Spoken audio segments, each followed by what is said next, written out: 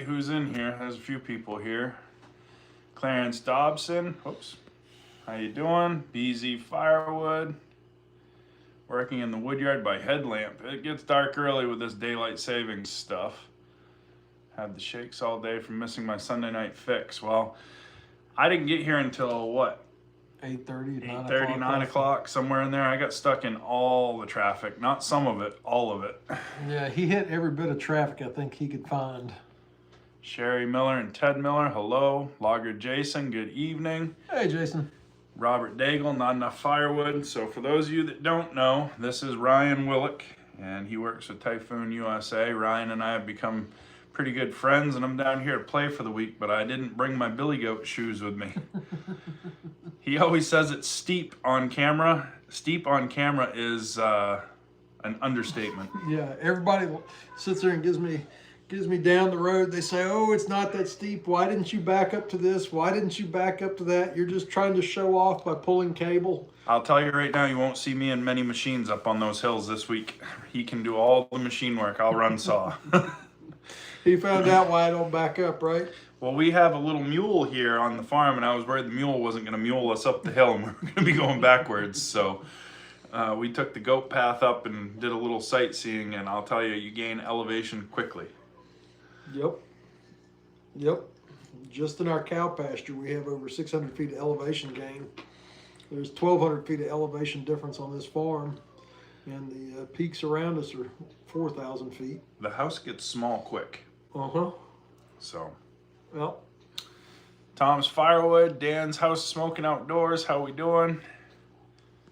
I've put some skidders in some pretty bad places. I don't think I'd put a skidder too many places here. There's some decent ground where we're going to work tomorrow. I'd put the skidder in there, but that's probably about it. Jacqueline Dower, Frontier Firewood. Robert Moore, welcome to Virginia. Well, I'm here. I'll tell you right now, last night coming up this road that he lives on, I thought I was headed in to meet my end. I didn't know where he said, "Don't worry, it'll straighten out." Sure. Glenn, how you doing? The key is you have to remember all things in life are relative. So, Ted, that new saw from Steel starts for me, no problem. We started it up. Everything seemed to be pretty good. We ran them both for a few minutes this morning just to start them. We did a little tiny cut with each one and got a picture. That'll be tomorrow's reel, and then kind of made a plan for going forward tomorrow. Carrie Willick says hello from the living room. Hey, honey. So, what are we cutting tomorrow, Ryan? Storm damage from Helene still. I'm finally getting a chance to clean up some of my stuff. It's I've cleaned up most of the block that we're going to go into. It's an 8-acre block of woods.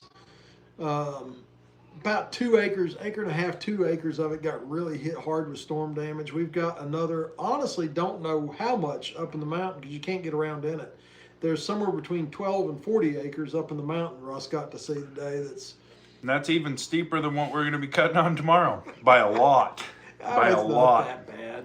Speedy, my drive was not bad. It was long, but when I got to Virginia, I found all the traffic. I got behind 3 or 4 different wrecks in a short period, and whew, it was good times.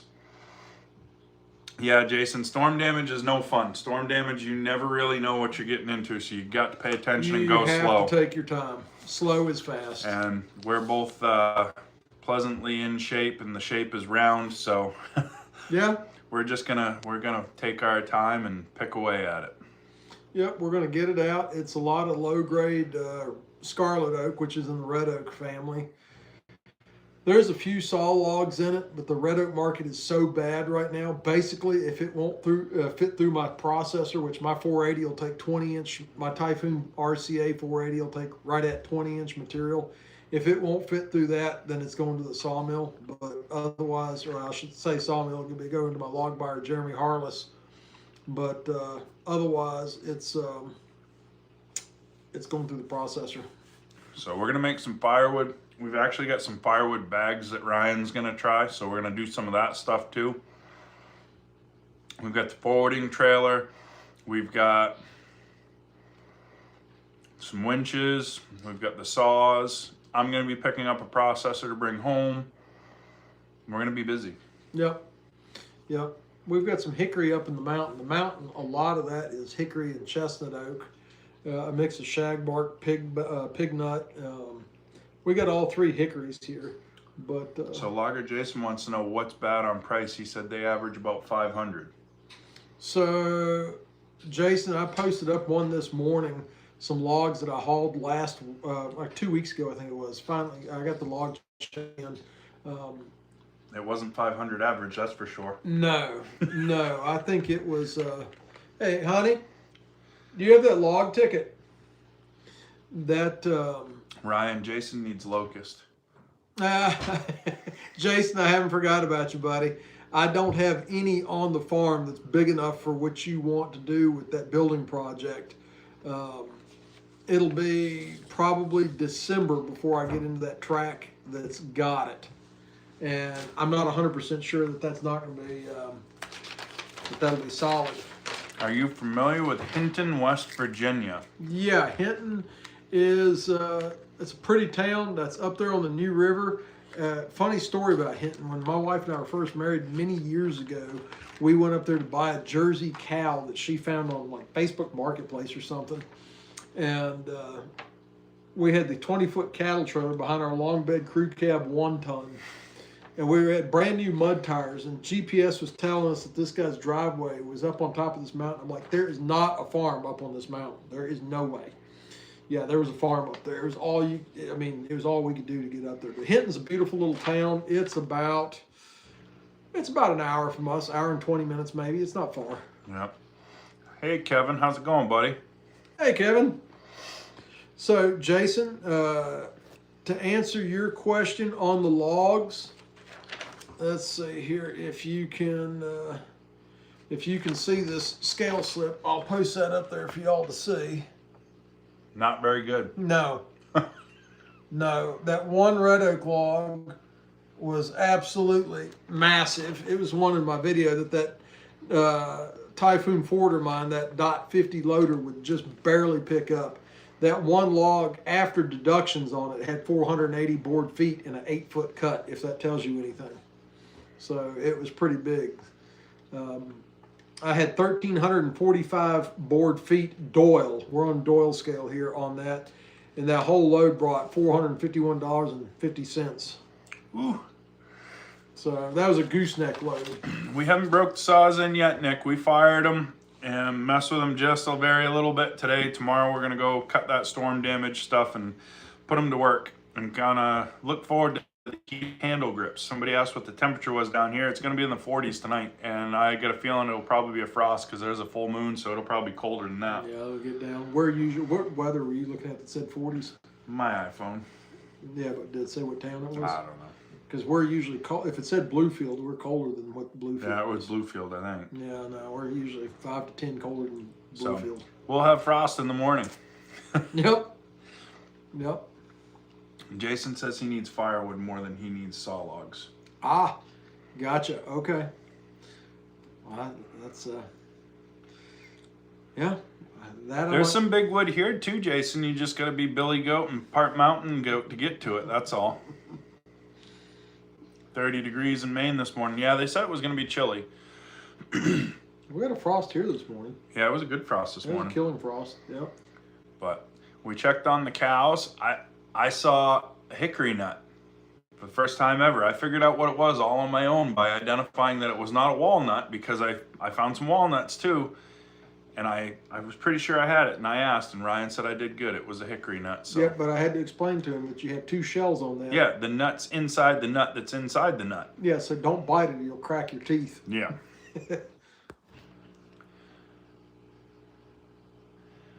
Well, we missed doing the podcast too. Just the travel and all that stuff didn't work out. Not saying you won't see us do something like that in the future, possibly, but we'll see. Do you guys have any deal with painted hickory borers there? Any tips for minimizing the mess they create in the pile of firewood? So yes, I don't know if that's the exact one we have, but we do have them after your logs lay in a pile, especially once the logs start to dry out. you'll see the little tiny holes. I don't know what they're probably 16. I don't think they're quite an 8. Is that the ones that burrow into the nuts Yeah. too? Because I saw those holes in some of the nuts That too. I don't know, but these burrow into the log, and it looks like little drill holes, and there's sawdust everywhere.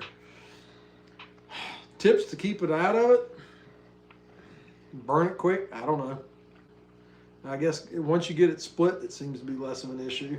J&B Lawn Care, I don't know where you are, but if you're getting ready for your first snowstorm of the season, keep it there for a little while. Well, we're expecting, I hate to tell you, but we're expecting snow here over the coming weekend, or maybe the first part of the week. That's all right. I got a septic system to bury and a riser to put in and a patio to put back before things freeze, so we can hold off on that just for a little bit. My wife's already been asking, when you coming home? When you coming home? I don't know. I just got here. Right. Took me 15 and a half hours to get down here. 15 and a half. If you left at 3 o'clock in the morning, you got here last night at 9. It's more like 16 and a half. Oh, a little more than that there, bud. It's a hefty drive. So I got some new camera mounts to try tomorrow. Ryan was laughing at me. I got a head mount and I got a chest mount. We'll see if it's anything any different for views or if they work or if I just completely ruin my phone. But either way, we're going to try them. See if we can get some different footage. But we're going to run all the Typhoon stuff that we can get our hands on down here and see what we can do.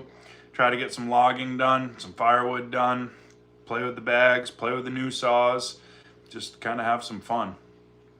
Maybe get a little work done in the meantime too. But yeah, I don't want any snow. Robert said there was flurries at home 2 days ago. Not yet, Robert. Gotta wait. Gotta wait. Not yet. It'd be nice to have a good tracking snow for deer season. Not yet. You don't get to do that too often here anymore. But we've got enough national forest you can actually... We saw a deer and we didn't even need to track it this afternoon. You don't need any snow. You're good. Popped right up in the field. There it was. We could have shot it. You're just no Done. fun. You are no fun. Yeah, I agree, BZ. I'll take snow over ice any day too. Yeah, you can keep the ice. Now, if you're in tree service work, ice is good. That's a paycheck. It's money. Yep. Yeah, Kevin says don't give the new video system to him. He breaks everything I give him when we get something new. Right, kind of like you with a big Husqvarna. Maybe. No. I got a little one. We'll see if that one Yeah, survives. let's see if that one survives you. Deer season, muzzleloader came in here Saturday, so we'll have 2 weeks of muzzleloader, 4 weeks of rifle, and then 3 weeks of muzzleloader. So. It's a lot of deer hunting. Mm-hmm. Now, how many deer can you get? Because this is what baffled my mind. We can get 2 bucks in our part of the state here. We're down in the southwestern part of Virginia, not West Virginia. We're not but 3 miles from the state line, but we can get, I think it's still 2 bucks and 3 does. And if you're on private... 5 deer. Yep, 5. Wow, did y'all see that? He counted. Not 4.5. Right.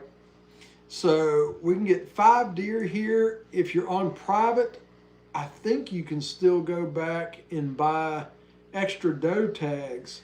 Somebody will probably correct me on here, and if I'm wrong, they need to. But I know at one point we could buy extra doe tags.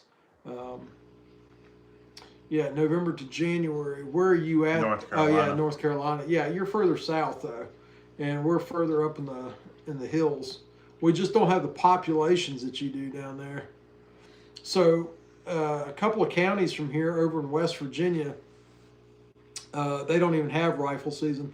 There's 2 or 3 at least that I know of bow-only counties in West Virginia. Can't rifle hunt at all, not even black powder. Somebody said there must be a lot of deer down here. I think that's the national splatter mark on the interstate. Once you come out of Pennsylvania, from there through, I saw deer every, seemed like half a mile. There was another one smushed on the side of the highway. So. Well, did you see that one when we were over in West Virginia earlier today? Did you see that one that somebody hit on the side of the road and cut the head off of? It must have had a pretty good set of horns on it. Yep. Well, that's what I told Ryan. I saw all kinds of bucks laying on the hut top on the way down with matched antlers. Well, matched antlers are worth pretty good money. I was like, should have been stopping and cutting them off with a Sawzall or something and pitching them in the truck, but I was afraid that if I did that, somebody would call and report me. So you can, there's no wild boar here yet. There's some up in West Virginia. Every once in a while we'll get reports of some feral hogs in the eastern part of our county, but I don't know of anybody that's shot any. So the deer in West Virginia are tiny. Your dog is bigger. What state are you in? As Frontier Firewood. Frontiers in Wyoming. Oh yeah. So Wyoming is. I've hunted Wyoming, Montana, and Idaho. I lived in Idaho for several years. You got a lot. You do have bigger bodied deer there. We've got some pretty good sized whitetails here too, though. But Yep. Ted, the deer are really starting to run up in Maine too. We've had some cold mornings, and the deer, when I was coming down to come here, when I left early Sunday morning, there was a lot of deer on the side of the highway up by us. They're moving. There was a lot of activity, so they're definitely moving with the colder weather. they're picking up here. So, what else is in season to hunt down here right now? Is it duck season? You whine every time I talk about ducks. I know you keep talking about them, and I keep, yeah. He's holding out on me. He's got this duck pond up there, and I do. I got some college hockey students, some college student hockey players that are really hammering the ducks in the duck pond. They limit out just about every day. Nobody likes you anyway. Mom said you were special. So, duck season's getting ready. We just had the early season. We're getting ready to come into season, and then we'll have the split. Season will come in for a little bit, and then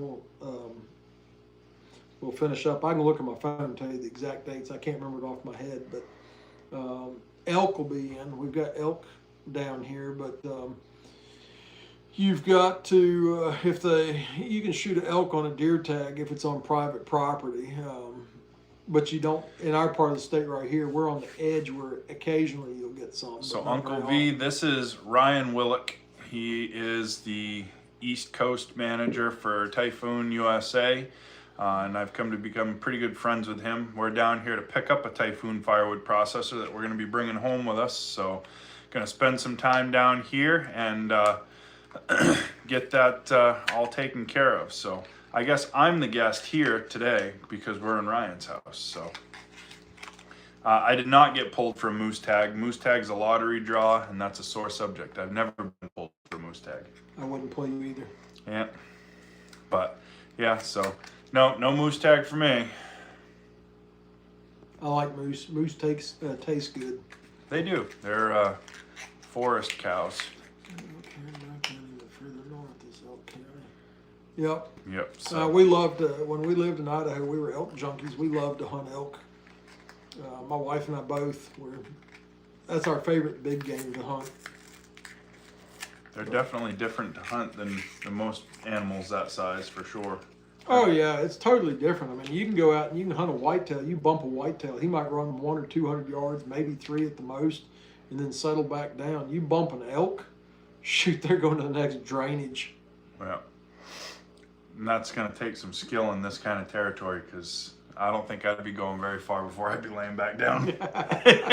It's steep.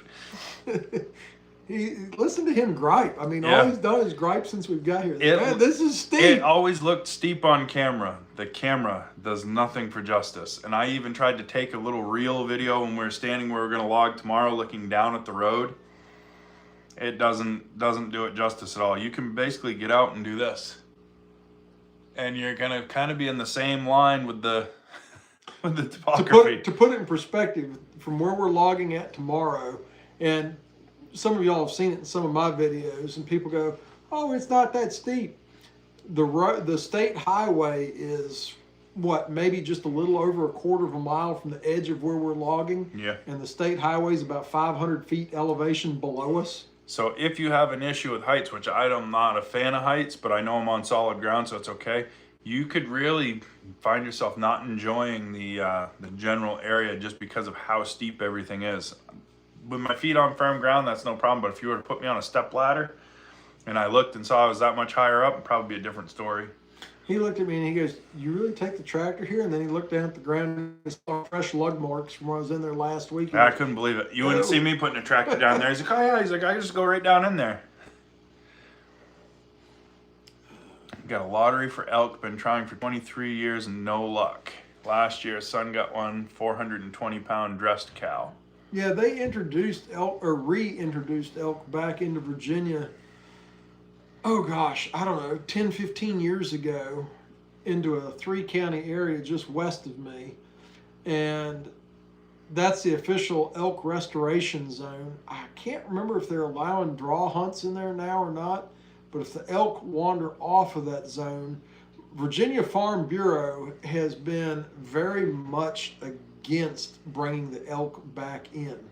Now, those of you know me know that we also run beef cattle. So we farm. My family's been farming here in Virginia since 1626. I'm all for bringing the elk back in. You know, it's just a matter of changing how you do things a little bit. They're not that big of a nuisance. It's not much. I mean, people go, oh, they tear down the fences like crazy. Craig, that picture I sent you this morning was Ryan's vision. He saw the forwarding trailer there, and he instantly said, I have an idea. So we stuck those in there. I'll have a reel for that coming out tomorrow morning on how they ended up in there. But Glenn wants to know, what are you running for a winch on your tractor, and what are you using for a tractor? So I've got two tractors. I've got a New Holland TN75D. It's a 2000 year model with a cab. Both mine are cabs. I used to run a Typhoon EGV 55 AHK with the powered upper pulley on it. That was a match made in heaven. But I sold that winch. I've got EGV 85 AHK SG now that I run on the back of my T5050. I can run it on the TN75, but I've got plenty of power to run it. Power is not the issue. It's almost never the issue with a winch on the back of a tractor. Physical weight of the winch. You don't want a winch that's going to weigh more than about 30% of the lift capacity of your tractor on the hitch. So if your tractor, for instance, has got a 4,500 pound lift capacity at 24-inch past the link ends, I really don't want that winch to weigh more than 1,500 pounds. Yep. I'd really like it to be down around 1,000, so about what, 20%, if you're actually going to really do much logging with it. Because you got to figure, you want to be able to pick the butts Yeah. of those logs up and keep the winch up too. And you don't want to have to be straining that machine so hard every single time that you're going to pick it up that it has all it can do to pick that weight. It's just hard on the system. So. I mean, the T5050 I've got has 5,600 pounds of lift capacity on that hitch.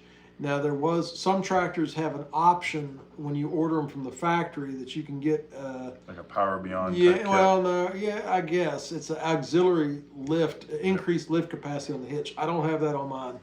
Mine's just standard at 5,600 pounds. That winch weighs about 1,800 pounds, and believe me, you know it when you pick something up. But I run the 85 because now that Russ has seen it, he understands I've got a lot of long, steep ground, and sometimes you need It's not that bad. You need that 320 feet of cable to reach stuff, and a 65 winch pulling capacity would do most of what I do, but it would do the vast majority of it. Now your winch is also remote controlled. That you're Yes, running mine's now, radio too. remote control. That's all I run. That's all I've run Typhoon winches for 14 years, and that's how I came to work for them. That's all I ever run are the radio remote control ones. But if you're just an occasional use guy and you're not going to use it a lot, don't spend the money for it. Get a regular manual winch from Typhoon. Yep. But they're different than a standard winch because you got an actual drum brake instead of the positive ratcheting mechanism. So any of you guys that have run a skidder or that don't know what we're talking about, a skidder has a drum brake. Differential brake band. And what that means is you can stop and start under load at any point in time without having to re-engage the system. So you can release or re-engage that at any point in time. Whereas a ratcheting system, if you suck the log too tight into the butt plate and you've got your log right up against it, you've got to strain that system and stretch that cable so that you can flip that dog to be able to release the winch. You gotta be able to hope you can strain that enough. Otherwise, you break the cable or you're stuck and you're in there whittling with a chainsaw to give yourself enough room, which is no fun if it's already pulled in there tight like that. Yeah, on the differential brake band, you can release it regardless. The dog and ratchet winches, you can't even legally log with in Europe anymore. Glenn, if you like tractor logging or thought you were going to like tractor logging, when we get playing with the forwarding trailer and the winch tomorrow and we put some video together, the tractor logging is really, really nice when you get into a bigger tractor like what Ryan has, especially with the bigger equipment. You're half the size of a full mechanical crew if they were running like a grapple skidder and a forwarder or, a harvester and a forwarder. So you're running half the capacity with a whole lot less impact, and you can be kind of fussy with the winches. You snatch blocks and everything else. You can wiggle trees if you really want to get fussy. You can wiggle stuff around without touching anything. So it's the difference between a machete and a surgeon's scalpel. Jason, that's exactly how I started out 25 years ago, was with a farm tractor and a winch. Started out with a 52 horsepower, it was a John Deere 5210 with an Ogland 4000 winch on the back of it. I had a long 510 with a 4000. Yep. That was what I started with. That long was heavy, slow, and stupid, but it did its job. That John Deere was quick and nimble, but that winch just did not. It was about an 8,000 pound winch, so it'd be about the equivalent of our 35, but it just didn't. So a lot of those other winches on the market are also, they're a lot of them, not all of them, but a good portion of them are a single clutch disc system. Yep. The Typhoon, even on the smallest winch, is a triple clutch disc system. Now mine, it's got 5 discs in it, and they're massive. Even on the smallest winch, the clutch discs are, probably 9, 10 inch in diameter. 10 inch, yep. And they're continuously lined, riveted liner, uninterrupted liner. And they really, really pull. The axle shafts on most of your dog and ratchet winches are the diameter of your thumb. Even on the smallest Typhoon winch, they're 1.6 inches. They're 40 millimeter. They're like that. They're just massive. Yeah, everything's built a little more rugged. If you look at all the corners on the winches, anywhere that somebody would have a flat, blunt spot, these guys have tapered edges, so it's rounded. You don't want to be pulling or banging anything up against a flat, blunt edge, because that's how you bend and break stuff. So they've taken the time to really go through them. I've logged with them for better part of 14 years. That's exactly what tractor logging is, BZ Firewood. It's really, really good for selective cuts, and it's really good for going in with minimal impact to the ground. Yep. Because even though Ryan's taken a bunch of wood out of where they're at right now and it was storm damage, you can't really tell that he's been in there. I mean, you know that somebody's been in there because you can see a few tire tracks, but you don't see a whole lot of damage to much of anything there. So no, you can tiptoe around pretty good. And with my setup, people ask me yes, they are. And I also, now the one that you'll see us running this week, that is not, I run fluid in the rear tires on that one, not the front. When I bought that tractor used and they put really small tires on that thing, I'm going to be swapping the front tires for wider ones. I don't want any more height because I want to maintain my low center of gravity, because as Russ says, it's a little steep here. But I do.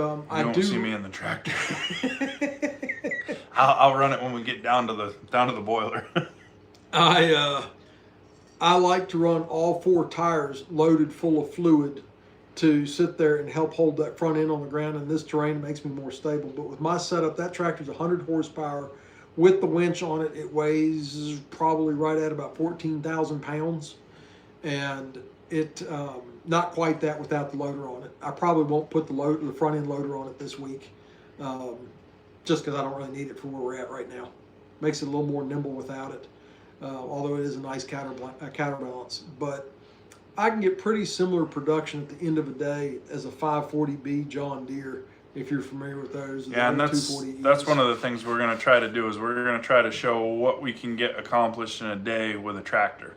But understand, this is storm damage. This is not going into standing timber where somebody can be cutting ahead and laying a skid out for the next guy. This is going to be a little slower for sure, but I think, without too much trouble tomorrow, 5-6 cord, and we'll have a short day done, and that's counting digging through all of the brush and blowdowns and stuff that are there. We've got a few trees to drop that are standing and dead, and Ryan thinks he's going to swing one, so I'll take a video of him trying to swing that one. I don't think it's going where he says it's going, but he says he'll swing it, so we'll see. It depends on if the hinge wood holds out, because it's got some rot down at the base of it. That, and it's got a hard lean too. Oh yeah.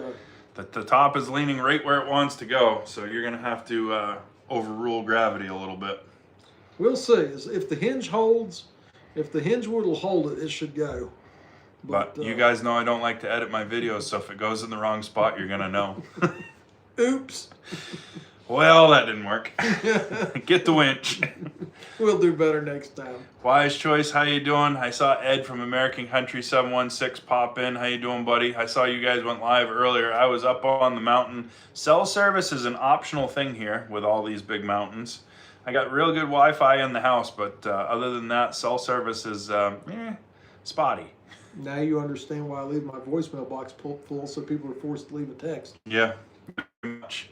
So we'll deal with that and do that. But we ran errands and stuff Wednesday. What are we making Wednesday? What's that stuff called? Brunswick stew. My good buddy Troy Bolden is coming up.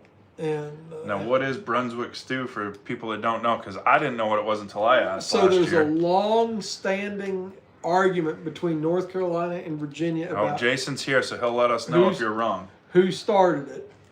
So if you ask those of us in Virginia, it was from Virginia. North Carolina will argue it was down there. But it's a tomato-based stew with, originally when it was a colonial dish, going back to the colonial days.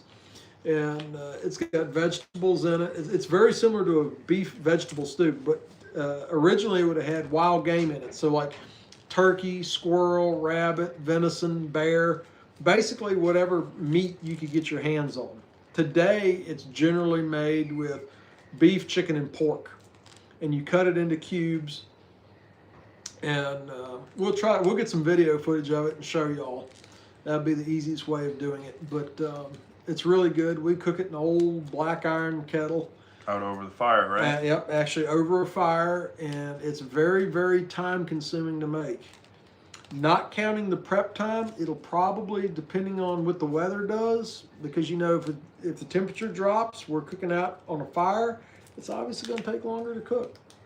Jason says he makes his with wild game, so you must be wrong. Oh, well, there you go. Jason shoots a deer every day, though. He's got all those extra tags he can buy, so he's got enough. I can get them for farming too, but I don't. For what I do, I don't need them. But just all day. No. It'll probably take about 5 or 6 hours to cook if all goes as planned. Yeah, so we've got that. I'll show you a bunch of the Typhoon equipment that you guys may not have seen before when we go down to the warehouse. So we'll take a look at some of the other stuff that's down there, some of the other size winches and things, the different size processors, because there's four different size processors, but a bunch of different configurations that they can be laid out in because of what's going on. It's a modular system, so you can start small and add as you go. I'm not adding anything because I'm bringing a big one home, but that's because we're going to try to put it to real use and see what it'll do in a full day's operation or a full week's operation and try to get some run time on it and see. It should be a little simpler to run or a little more intuitive to run than the Cord King, but we'll see which one everybody likes better because I'll run them both. Kevin will run them both. Gramps run 4 rounds through the Cord King. We'll see if he runs more than 4 rounds through the Typhoon. I got a feeling he's not going to be a fan of a joystick because he's kind of old school, so we'll see how that goes. Curious to see how your new mounts work. Jason, did you ever watch the TV show Bones with that forensic anthropologist? There was an episode where she had some guy doing a documentary in there with her, and he had the camera pinned up on his forehead, and when Russ put that mount up on there, that's all I could think of was that episode. I was like, oh boy, here we go. Yeah, they weren't very expensive, Jason, so they should work out okay. Oh, my SOL department just showed up. Daniel Atkins is our SOL department. If we ever have a complaint, he takes care of all of those. Oh, okay. So he does a good job with it. So far, no complaints from the SOL department. Okay. So we're good. Hey, Daniel, how's it going, buddy? The Kilted Sawyer. Yeah, so that's Craig. He's the one with the wood miser mill that I showed you the log he was sawing. Okay. Yep, so he's the one that I sent. He's the only one that's seen the picture of our saw lineup so far. Really? Nobody else will see that until tomorrow, but he sent me the picture of that awesome log, so I had to have a picture to send him back. So Yep. Yeah.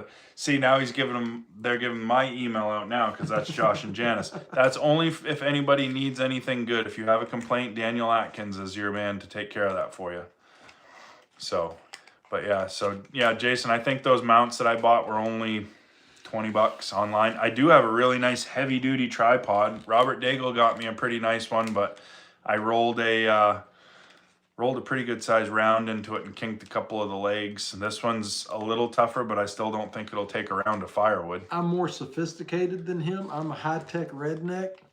If I don't have Carrie or Rachel to hold the camera and film for me, and you can tell when Rachel's filming because she makes all the cute comments, but I have no idea where she comes up with them.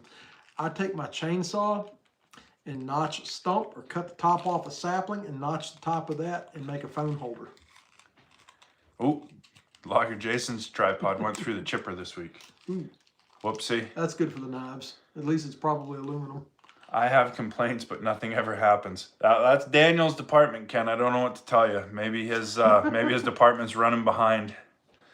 Need to find a tripod. So my tripod that I got is a Joylican. It's anodized aluminum. It's pretty heavy duty. It's got some substantial weight to it. See, Robert says can't have anything nice. I know, Robert. I tried. That one lasted the longest. But I think I paid $30 for the tripod on Amazon. It's the beefiest one I've had so far, but I don't know how long it'll last. We'll see. It hasn't been in the woods yet. Oh, he's got a brand new red one for me when I get back now. Yeah, there you go. 2 tripods. Well, guys, I have 2 iPhones to record with now because my wife got her own phone and the old phone was on my business plan, so I get to keep that one. So I'll have 2 different cameras that I can record with. So that's twice as many chances for you guys to see if I mess up. Yeah, there you go. Or maybe we'll catch Kevin breaking something. We'll see if the firewood guy can cut a tree down. He can. He's not going to be cutting any pretty veneer trees or anything like that. If it's definitely quality, not that. If it's quality stuff, that's his trees. He can cut them. I'll top them and do all that after they hit the ground. I'll do the grunt labor, but I'm not splitting anybody's nice tree because we're looking at a white oak and it's got a top, a big crown top that's just forked in all directions. There's no good way to drop that tree, and you got to still try to land this tree that's what, probably 30-inch diameter. Yeah, at chest height easily. That one's probably closer to 36. You got to land it gently. More. You got to take a, what, 7,000-pound tree and land it gently? Yeah, that doesn't land gently. Yeah, this is where you learn to use the terrain to your advantage there. Fall uphill, it's got less distance to fall. And then when it hits, you can slide it all the way to the road and never even have to touch it. You hear the horns on the road honking, and that's because your tree's sitting down in the middle of the road. We're not even at the really steep part. I know. I saw some of the really steep part later tonight. He said, they got a bunch of storm damage up on top of the field. Go check that out. And I'm looking at them, and they look like they're still standing up, but they're laid on the bank. And I'm like, And he goes, yeah, I take the tractor right up here, and then when I come down, I just drop the load with the winch, and as soon as the tractor's pointed downhill again, I just suck them back in and slide down the hill. It's literally a 45-degree incline. And I've got a road on 45's being delicate about it. I think it's 50. I sit there and drop the trees in the road with the winch, with the remote control, cut the steering wheel hard downhill, gun the throttle, and go over the bank, really quick, and then suck the logs back up to me, and I just drive down. Doesn't sound good. It's not that bad. It's what you get used to. You should have seen some of the places I've had a skidder.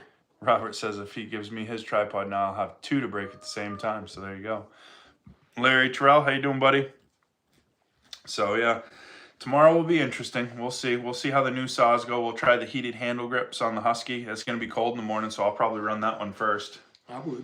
I'm going to. I even bought gloves. Now, y'all, the funny thing is he's given me crap for months because I used to run the 372s with XPGs with the heated handles years ago. I don't know. My nub gets cold. It always comes down to that. But I've been giving him a hard time, and here he goes and buys an XPG. So yeah, well, I bought the XPG actually, in all honesty, for Gramp because Gramp got frostbit 2 or 3 years ago shoveling outside in the snow on a really cold day, and he complains about his fingertips going numb when it gets cold. And I told him they made heated handle grips for a saw, and he goes, yeah. He says you don't need that for anything. So that told me he was never going to do it for himself. So I figured, what the heck? I wanted a steel for me. I have not had a steel. I wanted the 462 with the old school carburetor for a reason, because when I'm done with it in this form, we're going to send it away and it's going to come back different. But for the time being, I will use Gramps' saw while I'm down here, and I'll help him break it in. So one of the guys just asked what the 462 is. That is 72 cc's. It's the equivalent to a 372 or the Echo 7310. But it's right at 6 horsepower. Yep. Or so maybe just a little bit over. it's the highest horsepower of the group. So I think Yep. the Echo's 5.3. I think the I think 372 is 5.5. The 572 is like 5.7, and then the steel was 5.9. It's just under 6. So Yeah. they kind of all stagger and go up. So we'll see how it cuts compared to the 372, because I've run the 372 plenty, and we'll see how it goes. But I wanted the non-electronic carb, and I did not want the 500i. I've run a 500i a couple of times. They're really hard on fuel. And as much as we run a saw in the yard with Firewood is hard on a saw for fuel. I don't want to be paying for the extra fuel. You know, I just thought about it. I think Jeremy's got a couple of 500s. I might be able to hit him up and snag one this week if we want to run a side-by-side. Cut them beside. Yep. Yeah, I bet I can bum one off of Jeremy for a little bit. So, yeah. But now see, He's got all the other size steels that I don't. Well, a buddy of mine that I'm teaching to climb, Joe, he's got my little still climbing saw, the little 192 Top climbing saw, handle, yeah, the yeah. little top handle. But my son's got a regular 261, a regular carbureted 261. I've got a 261C. I've got a 400C. I've got the 661 regular carburetor, and then I have 881. I Yep. feel like I'm missing something. In that Tim, line. they do. They have the electronic carb version of the 462. I was really leery about the the computerized stills when they came out, but haven't had one. I've had the 261 the longest. I've had it 5 years now, I think. No issues. I've got a lot of runtime on that and the 400. That 400, if y'all watch any of my videos, even in the bigger timber, I run that with a 16-inch bar a lot. The 400 is not a small saw. It's a 66 pocket cc saw. rocket. It's in between a 372 and like your 60 class saws. So It's 5.4 horsepower, so it's what the 372s used to be. and the 440 stills used to be. It'll pull a 20 just fine, but in all honesty, I love the balance of one of those little lightweight laminated 16-inch bars on that thing. It's just a pocket rocket. So another thing that I got ripped on already for with the new saws, and I'll ask you guys in a second. Josh and Janice want to know what I'm sipping on. Well, I got Wild Turkey and Pepsi because the Coke didn't show up yet, and it's still just fine. And then the M-Tronic version, yes, they do have it. Frontier Firewood, no. All the saws should have at least 10 tanks of gas through them before you start making any final presumptions on what it is, because they all break in a little different.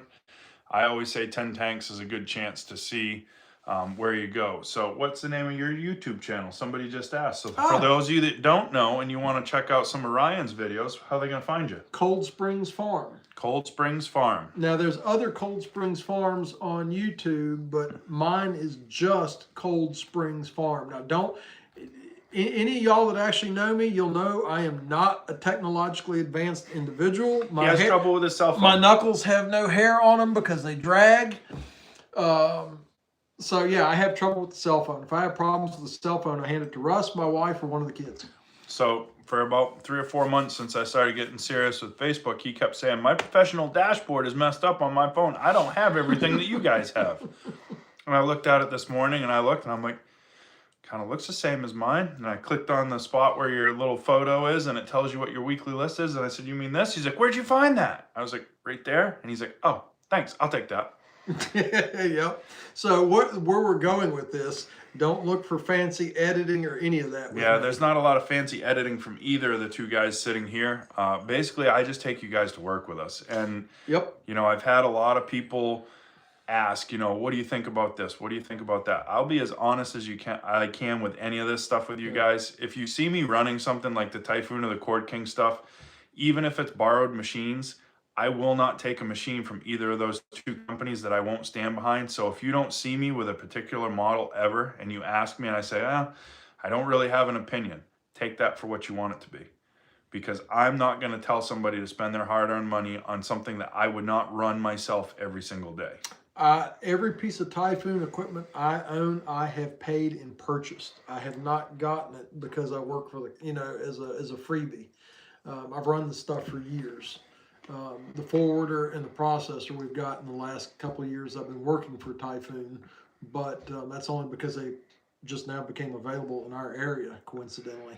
If I had a tractor big enough, I'd want one of the forwarding trailers, but I don't think Little Red's going to pull it. They're a game changer. The more I use it, the more I love it. But if you can't be honest with somebody, you need to find something else to do. Yeah. My personal stance on it, I don't want somebody, even though I work for Typhoon, I will tell you right now in a heartbeat, if our machine's not the right one for you, I don't want you in it for a whole host of reasons. Yep. If you're not going to be happy with it, if it's not genuinely the right piece of equipment for you, you're not going to be happy. I'm not going to be happy. Nobody's going to be happy. It's just something morally and ethically you don't do. Speaking of happy, I sold the Gap unit with the log trailer loader and firewood processor combination. And the gentleman that has that is so happy that he stopped on his way back to Louisiana where he's going and worked it and ran it a bunch in North Carolina, you said? I talked to him yesterday, and he said he has run that. He has been to Charlotte, North Carolina, 2 different places in Georgia, and I think is finally on his way home. Cold Springs Farm, Logger Jason. Let me see if I can pull it up on here. So, yeah, he was really, really happy with it. He came up here, and Ryan, showed him the machine, ran through everything with him. Let's see, does that show up? There you go. There's not a whole lot on there because I'm really just getting it started. So I'll be adding more, but you can find me on Facebook too, just under Ryan Willock. Yep. So that's my whole thing. Even though the Cord King machine that I have is not mine that I purchased, I wouldn't run it, I wouldn't recommend it, and I wouldn't rent it if I didn't think it was a decent machine. And Cord King has been very receptive to any changes or any recommendations that we've had or anything like that. So that's worked out really, really well. And the Typhoon stuff, just the simplicity of running it. If you have ever run a piece of equipment before with the Typhoon firewood processors, especially the joystick operated processors, in less than 5 minutes, you're going to be making firewood efficiently. They are not hard to run. They're very intuitive, and they're very, very easy to get the hang of. And they're family friendly too. Yeah, we bring kids up all the time at the shows.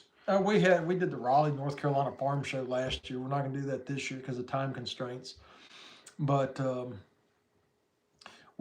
was a group of inner city kids that they had brought. They were middle school kids.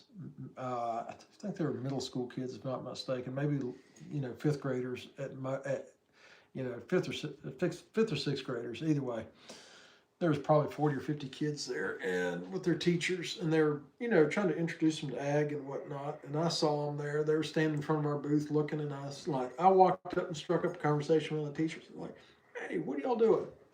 And they told me what they were doing. I said, hey, what do you think about the kids coming up running this processors?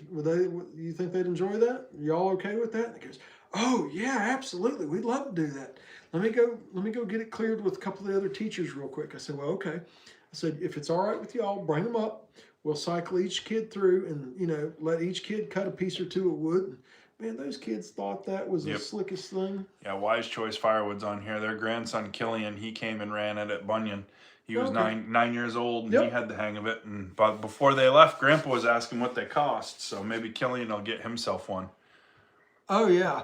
We did too, Tim. Well, I really enjoyed talking with y'all. That's the best part of the shows, is getting to meet the people. A lot of you guys that follow along with the channels or that watch the videos and things like that, being able to put a face to the name or a face to whatever's popping up for a name on YouTube. When somebody comes up and says, oh, I'm, so-and-so, and who's that? Oh, American Country 716. Oh, okay, now I know who you are. Yep, no problem. And most everybody is really good people, and it's nice to be able to talk with everybody and catch up a little bit and, show everybody what we've got to offer for machines, no matter which vendor it is. because at the end of the day, I don't think there's a bad commercial machine out there. If you're looking for a log splitter, a firewood processor, any of that stuff, Yeah, there's not a bad machine. All the companies make really good products. You've just got to decide what features you want, what's right for you, what's right for your wood, what's right for your situation. You know, if you're looking for the really perfect, consistent little splits and you don't want to do any resplitting at all, then, you know, you probably don't want to look at a processor. You want to look at something different and, you know, look at a splitter with a box wedge or something like that. But if you're doing home heating wood and you know that all your wood's consistent size, we can throw a wedge on there and, you know, keep you consistent and you can just go. So, hey, Ken, I understand. Why do you think I have a beard? My wife says I'm so ugly. If she ever sees me clean shaven again, she'll leave. Janice had it covered. Technology is out of my hands. Also, somebody put your link up there for your channel so they could find it. Thank you, Josh and Janice. Appreciate that. Yep. Jason, when are you planning on coming up here and playing with some stuff yourself there, buddy? Uh-oh. North Carolina comes to Virginia. We're not that far apart. No. Look, he went quiet on us. No, he's saying hi to Ken. He's not saying hi to you. Not yet. Us. He's snubbing us. Yeah, that's how it works. There we go. But yeah, so we're gonna do what we can for the next few days. We got some firewood orders to go out, so I'm excited about that because I like firewood. That's my wheelhouse. That's what makes me happy. Oh, you got 32 subscribers now. Look at you go. I used to have an LT40 super hydraulic. Loved it. Wished I hadn't have sold it. I'd love to have one of the LT50 wides now. A hydraulic mill would be really nice. Yep. Though there's nothing hydraulic on my mill. I have an electric winch to move the head up and down. Hey, at this point, I'm grateful to have a mill. This is true. You saw that big old barn that we've got to work on next year. You need some lumber. I need about 3,000 board feet of 4-quarter for that. Sounds like the farm needs to buy a sawmill. Yeah. Business expense, right? Oh yeah, there you go. Yep. Got to write it off some. What kind of? You should be able to get a grant or something for that. With all the other grants and stuff going around, I bet you could find one. There's no telling. You got to be good at looking for that stuff. I'm not good at looking for that stuff and don't have the patience. Somebody might know. I got TN70. Someone needs. What American do you got on Country that TN70? 716 has got an LT40. There you go. Yep.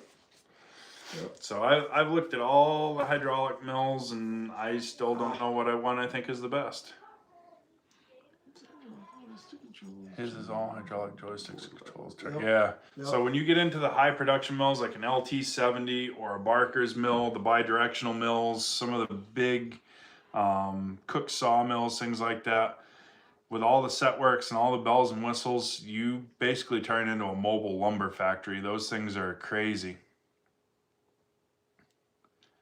I don't want a grant from the government. I don't either, but you never know. They're going to give that money to somebody, whether it's you or somebody else. And especially with the ag loans, if it's going to keep a farm or a family farm going, it's a lot better than having to break it up because you can't afford to pay for it or something like that, because we're losing too many of those family farms. So we lost, what was it? I think 20,000 farms, just 20,000 cattle farms, where they call them ranches, out west. But we've lost 20,000 farms a year for the last 5 years, if I'm not mistaken. Yeah. There's less than, we're down to approximately, I think, best statistic I've seen, I'd say probably most accurate, it's about 1.5% of Americans are farmers now. So you have 1.5% feeding the other. And about 1% is loggers. Yeah. So not a very 0.5 to 1. Yeah. So not a very big chunk of the population for sure. No. I can't remember what brand that Sandy's Sawing on YouTube, what brand his mill was. He got a new mill. That thing was massive. I remember seeing it. I don't remember what brand it was, Wise Choice, but I know exactly what you're talking about. So Jason, when I was a kid, when I was a really small child, we had about 600 head milking twice a day. That didn't count the dry cows. That was just the milking string. That didn't count dry cows or replacement heifers. We have a sawmill set up in our barn, use a range road belt feed board edger, and rotationally graze 170 beef. 300 acres. There you go. Are you cow calf or you stocker? Let's see. I think an edger is probably just as important as a conveyor is if you're running a commercial log splitter. I think every sawmill should have an edger. Yeah, if you're trying to do serious production. The you amount need of it. I time, never even had with one. my manual mill, the amount of time I spend edging boards, if you could just shove those with a single live edge or even the 2 live edge through and not have to worry about it, you could really pick up some production out of a mill for sure. Yep. Yep. It's a big deal. It is, because I never had one. I'd love to have had one. you know, I think about the stuff that we waste, because if you got a whole bunch of the single live edge or whatever that you're trying to get and you set them down, they're never all the same width, so you're going to have to pick and determine, all right, am I going to knock these all at 8s, 10s, whatever, and you take whatever it is, and then if there's something left you drop again. But if you had the edger in there, you just stuff them through and go. So Jason, we did that with a double 8 herringbone. You never really stopped milking. Gotcha. I'm milking 24 now. Something happened last year. So, yeah, there's Clark sawmill, yeah, there you go, that's what you got. DFA, Dairy Farmers of America, for the last several years has been on a agenda to clean out all the small dairies left up in this part of the state. They've dropped like flies. We have 1 left in my county now. The county to the west of us until recently had 2. 1 went out. The other one is down to just, I mean, he's barely hanging on. My buddy Troy, that'll be up tomorrow evening and Wednesday, he sits there and hauls milk for the dairies in several counties around here. There's not but a handful left anymore. Upstate Niagara, milking 24 head up there in New York. Yep. Yeah, they've got a solar farm in the county south of us too. It's not very impressive either. Yeah, they're putting solar up where we are. They're not necessarily taking farm ground per se where we are. They're supposedly taking less than desirable ground, but it's we've got plenty of, we don't have as many as we did, but we have plenty of dairy farms left in the state still. We've actually got a couple of milk companies that they make their runs and their rounds, and yeah. Just had a new dairy farm going half a mile east of you. Well, there you go, Ted and Sherry. That's pretty awesome. Yeah, if we could legally sell raw milk in Virginia, Carrie and I would probably go open a micro dairy and start milking again. We did a cow share when we were first married, but that was challenging because they were just getting started in Virginia, and everybody wanted to buy the milk. We're like, we can't legally sell you milk. Literally, we'd get in less trouble for selling you a couple of rocks of crack cocaine than we would a quart of raw milk. That's how much sense it makes in Virginia. They literally, Virginia Department of Agriculture and Consumer Services, a little over 10 years ago, there was a husband and wife team in their early 30s, somewhere up in the north central part of the state. I can't remember where it was now. Maybe it was up in the Shenandoah Valley, which is northwestern, but somewhere back up that way.